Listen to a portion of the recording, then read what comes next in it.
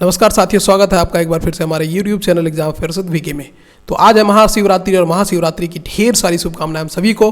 और आज का जो वीडियो है ये है स्थानीय नीति से रिलेटेड। स्थानीय नीति जो है लगातार सदन में गूंज रहा है, विधानसभा में गूंज रहा है और इसके कारण जो प्रभाव पड़ेंगे, नियुक्तियां जो हो रही या होने वाली हैं उसकी भी चर्चा करेंगे झारखंड में।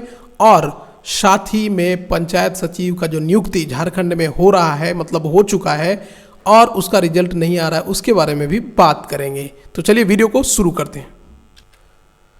तो आपने देखा होगा कि विभिन्न प्रकार के समाचार पत्रों में इस प्रकार की खबरें छपी है। स्थानीय नीति पर विवाद हो रहा है सदन में, विधानसभा में। और पंचायत सचिव के मामले में एक बार फिर से आलमगीर आलम जो मंत्री हैं वो अपने बात को पलटते दिख रहे हैं स्टूडेंट्स और विभिन्न प्रकार के विधायकों के दबाव में।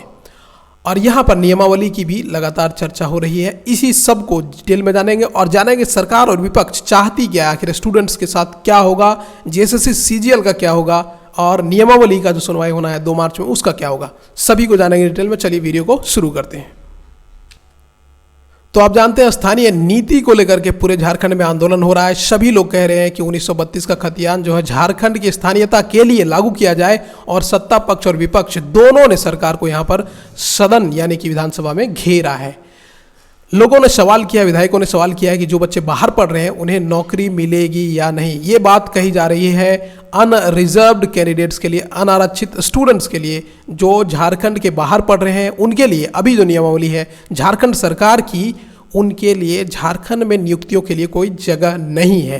अभी जेएसएससी सीजीएल का जो भी वैकेंसी आया या अन्य वैकेंसियां जो झारखंड कर्मचारी चयन आयोग के द्वारा आ रही है, जेएसएससी के द्वारा आ रही है, सब में ये क्लाउज स्थानीयता को परिभाषित करने के लिए कि जो भी कैंडिडेट्स झारखंड में 10-12 किए होंगे उन्हीं को फॉर्म भरने का इजाज़त है।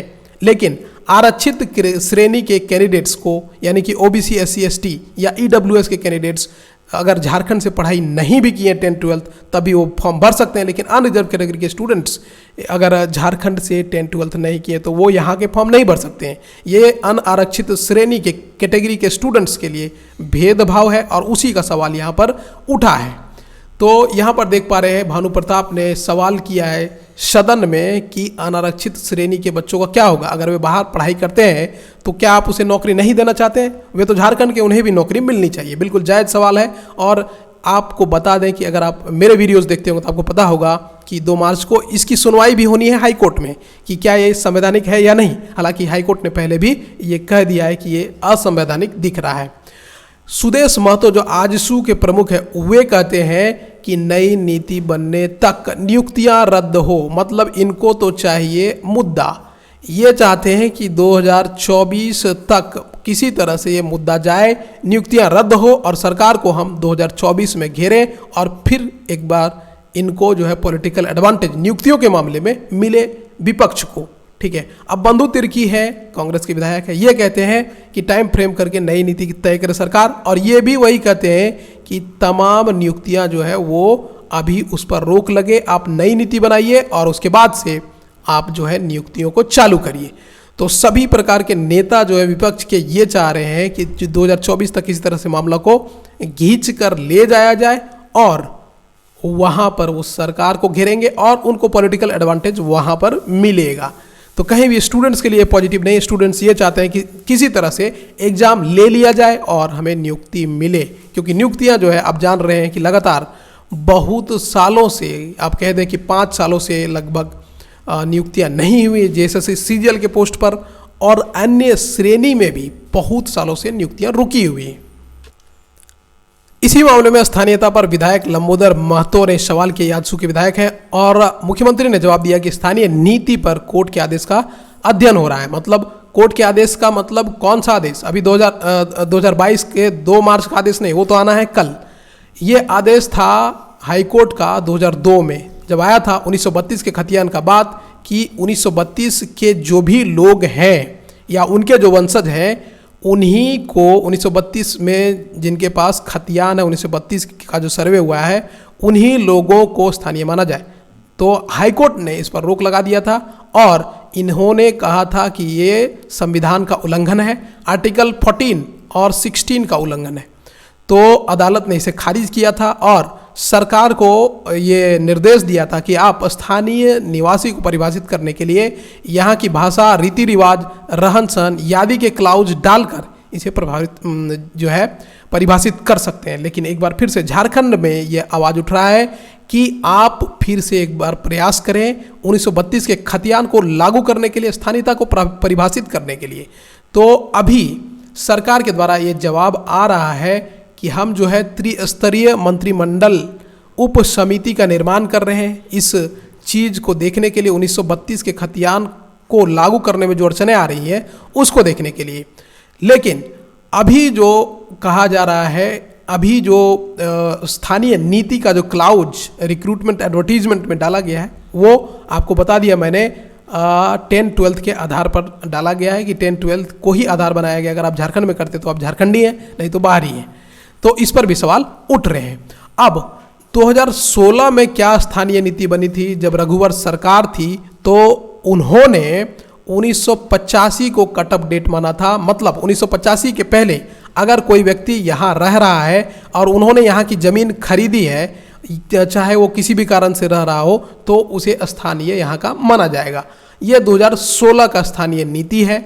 और अभी हेमंत सोरेन ने स्थानीय नीति को चेंज किया है। अभी 10-12 वाला क्लाउज डालकर इन्होंने स्थानीय नीति लाया है। हालांकि ये मामला 2 मार्च को सुना जाएगा हाईकोर्ट में और देखते हैं क्या होता है। अगर हाईकोर्ट में ये रद्द होता है तो काफ़ी दूर तक एक बार फिर से नियुक्तियां प्रभावित होगी और फिर से नई नियमावली बनानी होगी सरकार को। उसके बाद फिर से झारखंड कर्मचारी चयन आयोग नियुक्तियां को चालू कर पाएगी।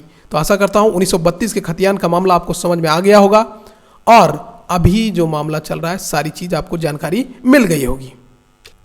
अब पंचायत सचिव को लेकर के एक खबर आ रहा है कि पंचायत सचिव मामले को देख रही है सरकार। ये आलमगीर आलम जो मंत्री हैं वो कुछ दिन पहले इन्होंने कहा था कि नए सिरे से नियुक्तियां होंगी।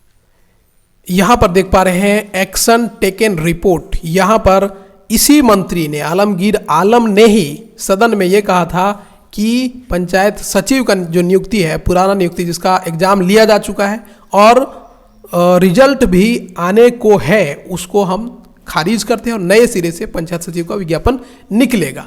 ये चीज़ ये कुछ दिनों पहले इन्होंने कहा था, लेकिन अभी इनका बयान पलटते हुए नजर आ रहा है। उन स्टूडेंट्स के कारण जो लगातार आंदोलन कर रहे हैं, उन कुछ विधायकों के कारण जो बहुत अच्छे हैं और चाहते हैं कि जो एग्ज़ाम दे चुके हैं स्टूडेंट और सभी प्रक्रिया से गुजर चुके हैं उनका नियुक्ति हो। बिल्कुल होना चाहिए क्योंकि उन्होंने इतनी मेहनत की है। अब नए सिरे से अगर खारिज होता है तो बहुत परेशानी में पड़ जाएंगे ये स्टूडेंट्स। तो इस मंत्री ने फिर से कल अपना बयान पलटा है और ये बोल रहे हैं कि विधानसभा के सदस्यों के विचार पर हम गौर कर रहे हैं और पंचायत सचिव के मामले में जो अड़चनें आ रही हैं वो फिर से एक बार सुधारा जाएगा।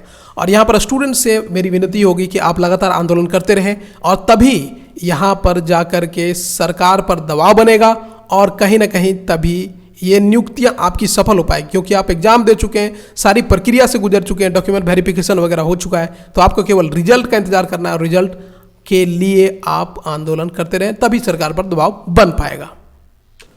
तो अब देखते हैं सरकार की मंशा क्या है, विपक्ष की मंशा क्या है। नियुक्ति के मामले में सरकार चाहती है कि 2024 के पहले, जो 2024 में विधानसभा इलेक्शन होगा उसके पहले नियुक्ति कर देना चाहेगी, बिल्कुल करना चाहेगी, क्योंकि अगर ये कुछ भी नियुक्ति नहीं करती है जैसा कि लगातार करते आ रही है तो 2024 में इसका जीतना इम्पॉसिबल हो जाएगा। इसीलिए ये चाहेगी कि नियुक्ति को कुछ दिनों तक जरूर लटकाया जा सकता है, लेकिन 2024 के पहले ही, 2024 के जस्ट पहले सारी नियुक्तियां कंप्लीट की जाए जेएसएससी के द्वारा जो भी जारी की जा रही है, ताकि इसको इफेक्टिव पॉलिटिकल एडवांटेज 2024 में मिल पाए।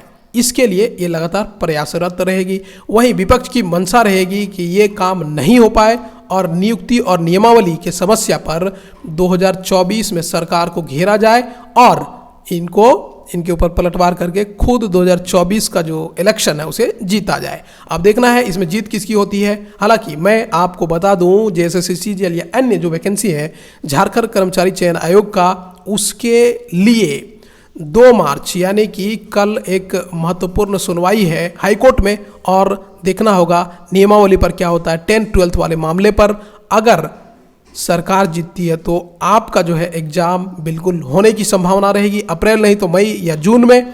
और अगर सरकार हारती है तो आपकी नियुक्ति जो है प्रभावित होगी और कम से कम 6 महीना तक डिले आप बिल्कुल मान कर लीजिए, क्योंकि नियमावली फिर से बनेगा तभी आपकी नियुक्ति होगी। चलिए वीडियो, मैं आशा करता हूँ वीडियो आपको अच्छा लगा होगा।